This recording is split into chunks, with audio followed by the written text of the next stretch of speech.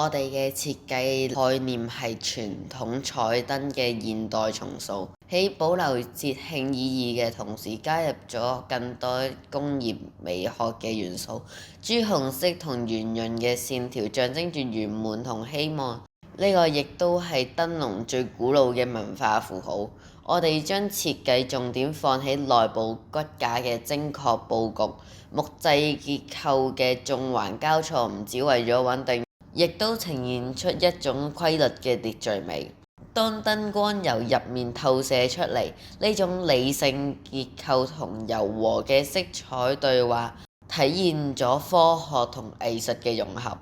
有關設計同製作過程，首先我哋進行咗幾次討論，探究並測試咗彩燈結構嘅唔同可能性，製作咗幾個唔同版本嘅原型。決定最終方案後，我哋用 Adobe Illustrator 繪製咗鐳射切割嘅草圖。我哋曾經考慮使用亞加力膠板作為框架材料，但係考慮到亞加力膠嘅延展性唔夠，最後決定咗使用木質嘅框架。由於鐳射切割機嘅尺寸限制，我哋唔可以完整切出框架嘅全部，所以部分框架分開製作，然後用171塊光膠水接合框架。喺設計框架嗰陣時，我哋接駁位置預留咗適合大小嘅榫口。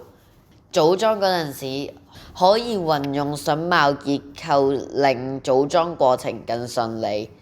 而亦都提高咗框架結構嘅穩定性。之後亦都用到熱熔膠加固接駁處，令佢更堅固。我哋使用咗白色棉紙作為彩燈嘅外皮，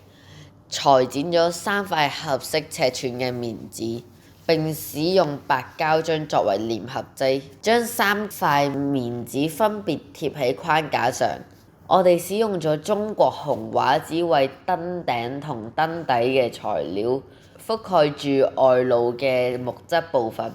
再喺其中4支框架嘅盡頭打窿，分別穿上咗懸掛用嘅紅色尼龍繩同埋裝飾用嘅如意結。最後，我哋將編程好嘅 Micro-Bit 主板插入擴展板入面，再喺擴展板駁上電池盒嘅電線、LED 燈帶嘅電源線、地線、信號線，最後將 LED 燈帶貼喺框架內部，作品就大功告成。